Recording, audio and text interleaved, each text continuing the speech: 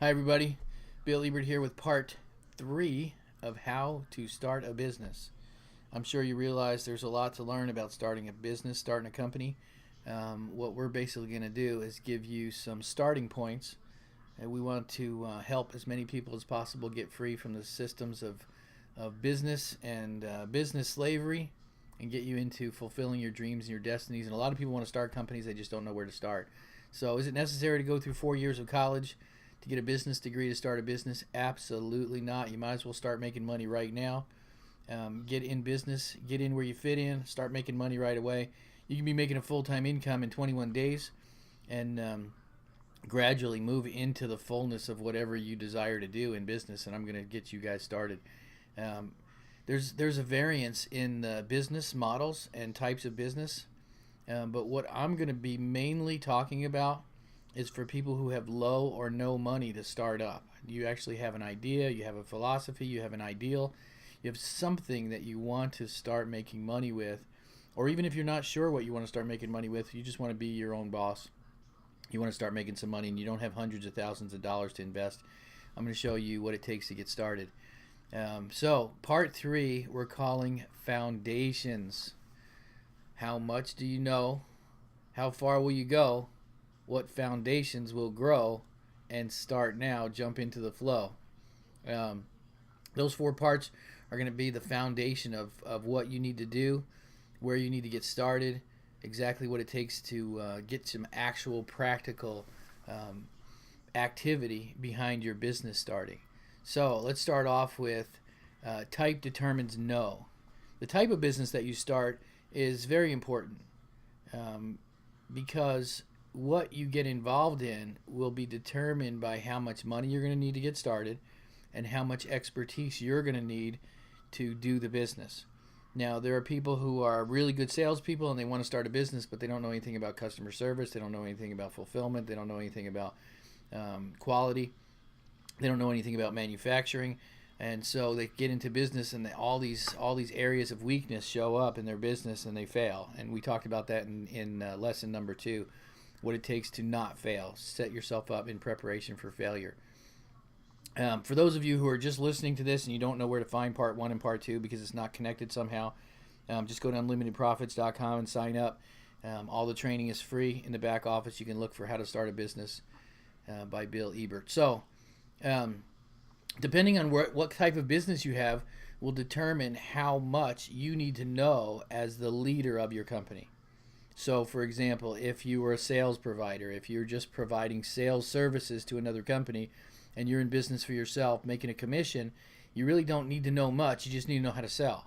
You need to know about your product, you need to know about your commission rate, and you need to know how to sell. And you just go knocking on doors or sending out emails, whatever it takes. So, being a sales provider is the easiest way to get involved in a business. You work for yourself, basically. Find something that you want to sell. Go out and find somebody who can provide the service. One of the things that we recommend with Unlimited Profits is you could sell our service or similar services. You can actually go out there and we can teach you how to market and sell a residual income or something that brings you money. The difference between a residual sale and a one-time sale is if you're a salesperson, you eventually start feeling like you're on a hamster wheel. You know, you can go out and sell 1,000 products, but then next month you got to go sell 1,000 more. So it really doesn't do you any good in a long-term sales environment unless the customer's a return customer or a residual customer. Your benefit, much of the work that you're doing today is just short-term, and you got to get back on the hamster wheel and run it again. So if you're in sales and you're going to sell something, it's much better long term to sell something that has a residual base to it, something like auto insurance or health insurance or rent or mortgage payments, something that somebody pays on a regular basis, cell phone services, things that are regular residual. A type of industry that you might be in that has a residual base would be like a lawn mowing service or landscaping or something that is not quite a monthly residual, but something that people need on a regular basis is like home repairs. You know, you start building a customer base and these people call you back. You know, you have to have a much larger customer base to start seeing some residual. But home repairs or home painting, you know, things like that actually have 4 or 5 year life cycle with relationships and people. So the next one would be a service provider. Now, it's similar to a sales provider, but you're actually providing the service. You're actually the maker, the producer of the service. You can be a plumber, a painter, a lawnmower guy. You're actually providing a tax service. You're providing some kind of service to someone else. Now, this one requires a little bit more expertise because now you not only have to be a salesperson, now you have to be good at or expert in your field of service. So now you're adding a new addition of something that you need to know for you to be successful. So as this list gets farther and farther along until you're a full retail operation, you're going to have to know 5 or 6 or 7 major areas of industry or business for you to become successful and not have holes in your business. So the next one would be a product supplier. You can actually become a manufacturer or / supplier, where you actually go and find someone who manufactures and you become a supplier for the industry. Now, this eliminates the retail sale, but you're still in sales. You're still having to sell the wholesaler or the retailer on your business or service. You also have to have a relationship or negotiation on pricing. So now you're a negotiator, a buyer, and a seller of goods. So you're now having to master tracking and sales and negotiations in addition to selling to your end customer. Now, the advantage to this is you're not having to knock on doors and you're not having to sell. They're doing a lot of the massive selling, but you're still going to have to acquire clients. You're going to have to acquire clients who are going to resell your product. The next one is product manufacturing. You have an idea for a widget. You have something that you want to manufacture, but then again, you're going to have to find a way to sell it. You're going to have to find a way to brand yourself. You're going to have to find a way to fulfill, and then it starts getting into all the other arenas of customer hiring and firing, and then management of your properties and management of your goods and services, and the list just goes on and on. When you start getting into product manufacturing, you really do need to know a lot of things about business because any one of them could cause you to fail. And then creator craftsman. Creator craftsman is like a smaller version of product manufacturing. Someone who's a woodsmith or a bricklayer, or you actually create or hand carve wood products. You're actually doing something that's unique to the industry. It's more a crafty base. You could be a painter or an artist or a poet or a book writer. You're actually creating and crafting. You can, in something like this, you may have a higher profit margin, so you don't have to get into manufacturing and hiring and selling employees. So it's similar to manufacturing, but you still have to sell. You see one common denominator in all of these businesses is sales, and we're going to talk a little bit about that as the last thing on the item. But becoming proficient in all these areas will depend on which one you pick. And I'm not going to get into detail. I think most people who want to start a business are smart enough to understand that the type of business you have will determine what you need to know. And the best way for you to find out is to get involved in with other people who are in similar businesses, and find out what you need to know, where the snags are. And I'll talk about that in a minute. The next one is, how much do you know? How much do you know about your product? How much do you know about your market? This is the time for you to understand that research is one of the big areas of failure for many people, that they don't do their research in these things. Spend some time. It doesn't take long. We have an amazing tool called Google.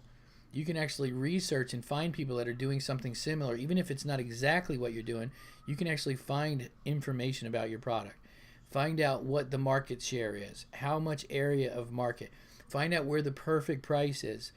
What's interesting about price is sometimes selling things for a higher price is a better solution for you than selling things at the lower price.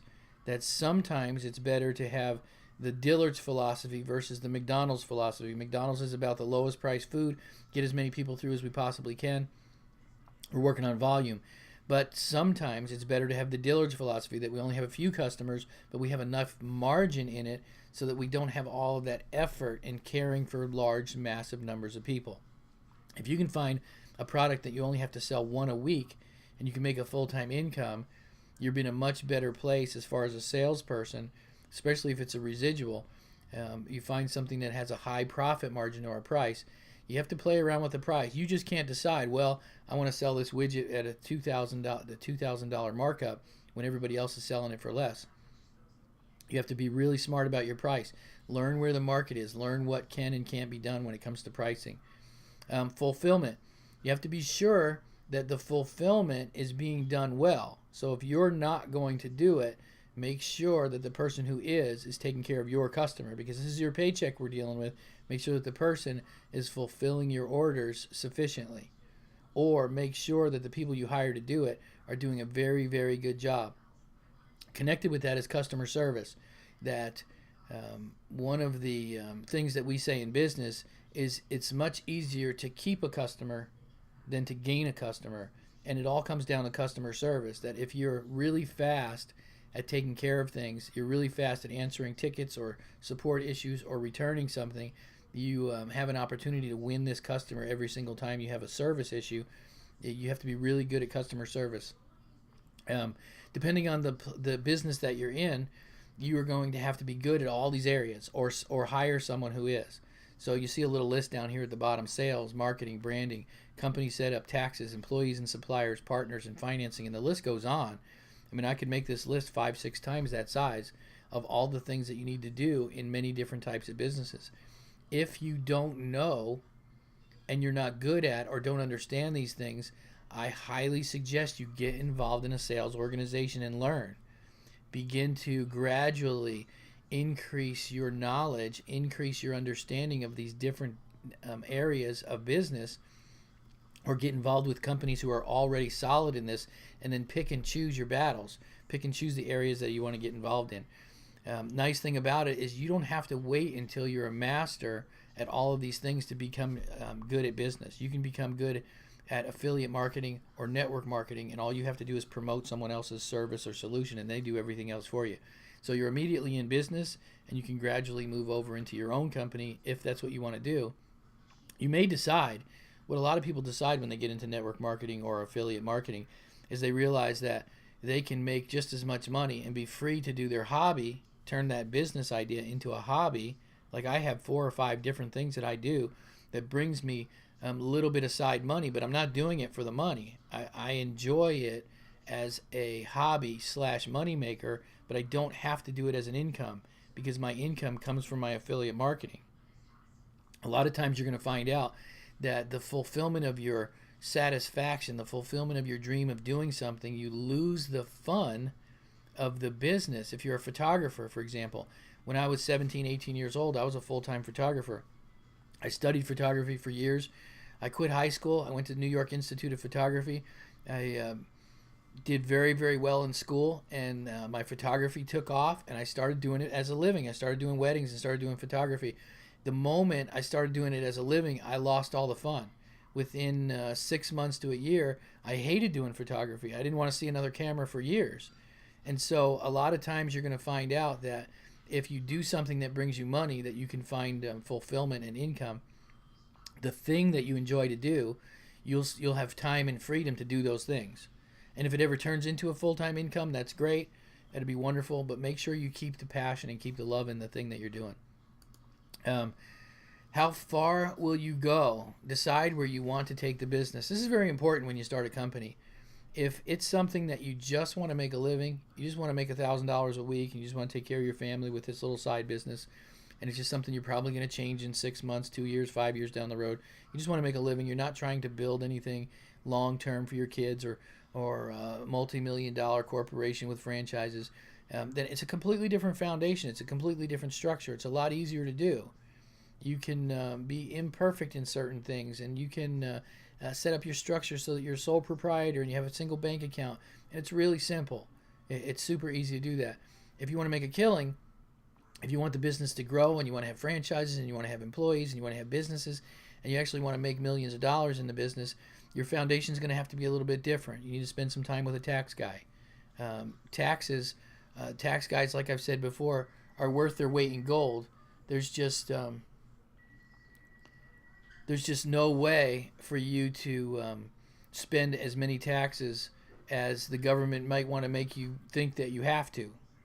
That's the long way of saying a tax guy is worth every single penny you spend on him, because he can legally keep you from paying exorbitant amounts of taxes.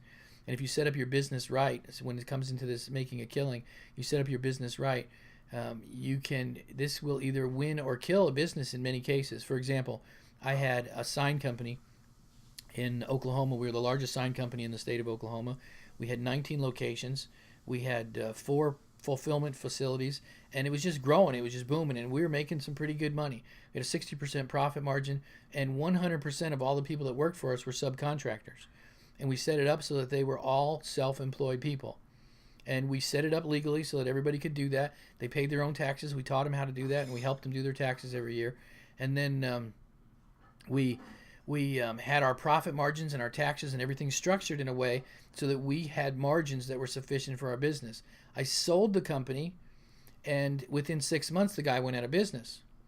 He took the company, took all of the employees and moved them over, took this tax strategy and went back to a traditional tax strategy, hired all the employees as employees. Now he was responsible for Social Security. He was responsible for unemployment taxes. He was responsible for unemployment. He was responsible for health insurance in some cases. And the margins shrunk so far down that he stopped paying his taxes. And it got him in trouble, and he had to shut down his company.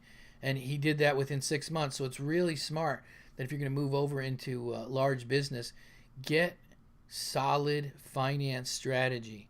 Talk to people who understand small business. Don't just go to H&R Block. Don't go to your brother-in-law who does taxes for a living. Talk to somebody who really understands strategy. Listen to and read some books on the subject of how to start a small business and what you need to do financially. There's some good books out there like How to Pay Zero Taxes. In today's industry and market, if you're making money, it's going to be pretty hard nowadays to pay zero taxes, but the strategies that you find in books like that are really, really smart. The other one is Make a Legacy. If you want a business that's going to last for multiple generations to your children and your grandchildren, it takes a completely different foundation. You have to make sure you have mentors. You have to make sure that you have business partners that you're raising up to make the business become successful for generations. So legacy business is different than a multi-million-dollar business, and you just have to consider that. Like I said earlier, I could teach a 4-year class on business. There's so much to learn depending on the type of business that you're in, the type of industry that you're going to be working in.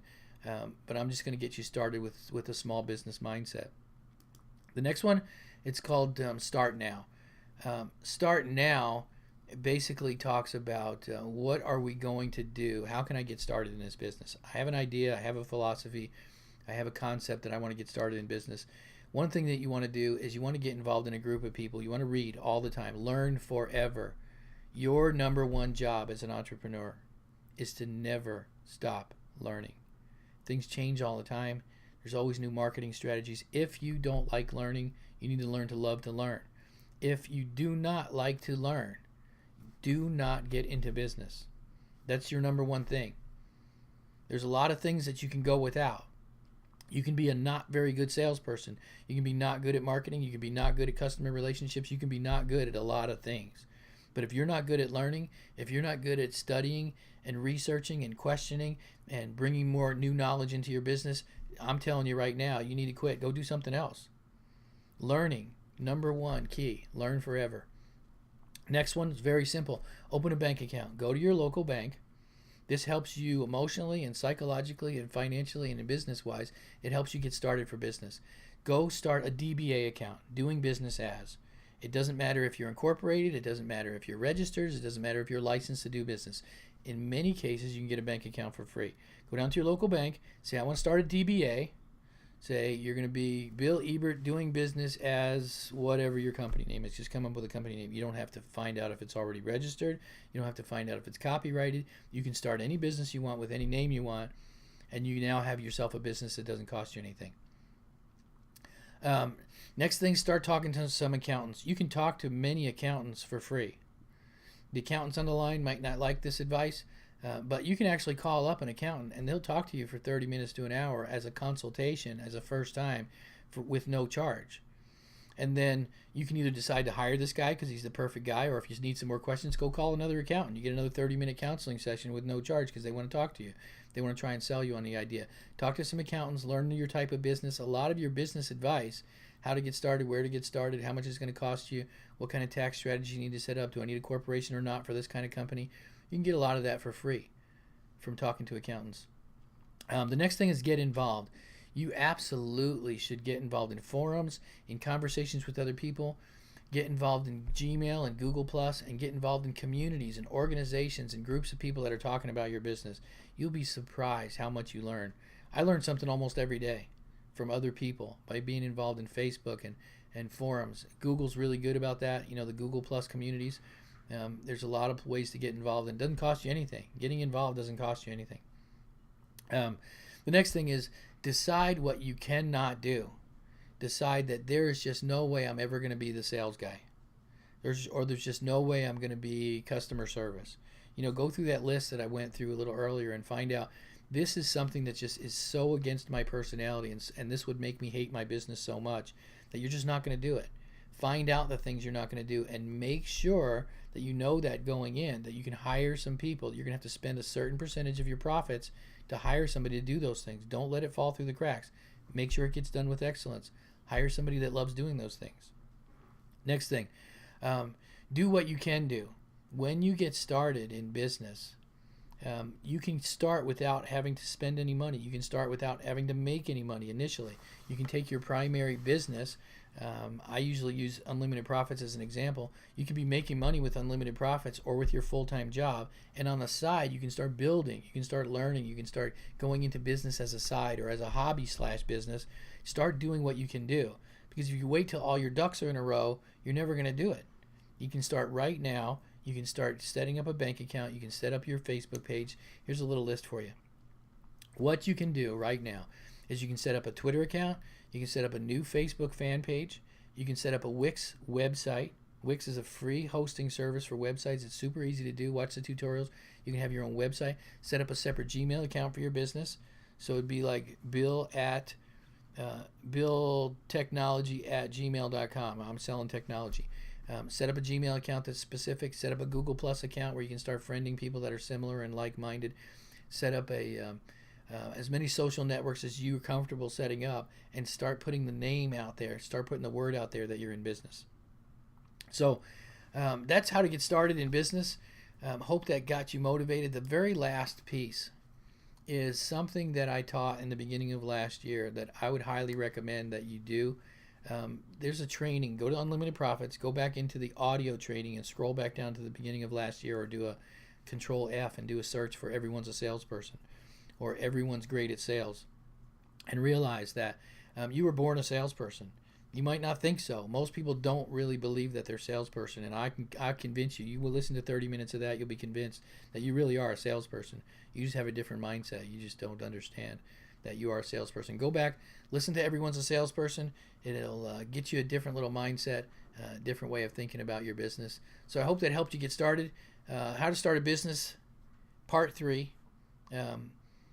Part 4 coming soon.